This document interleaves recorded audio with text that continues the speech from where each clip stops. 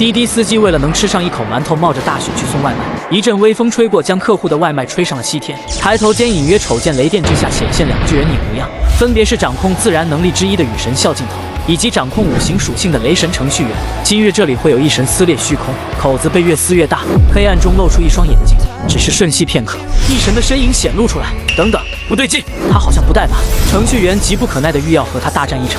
就在2人碰撞的瞬间，整个天空爆发出强横的力量，滴滴司机直接被这力量给冲飞了出去。雨神见此情况，开始调用灵力，一道法阵赫然出现，3波能量齐齐落下。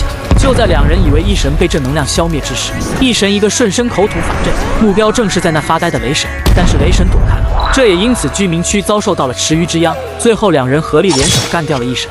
在居民区的一个废墟，一只手还在拼命地挣扎着，这次是真的要 game over 了。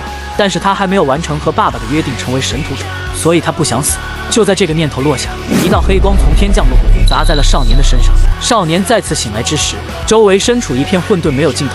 但是这里似乎没有空气。他心里卧槽了100遍以后，心里想到能不能来点空气。突然空气应声而来，再次呼吸到空气让他很是兴奋。他突然感觉到哪里不对劲，为了印证自己的猜测，大喊一声风来，风就真的来了。既然如此，他还想再试一次。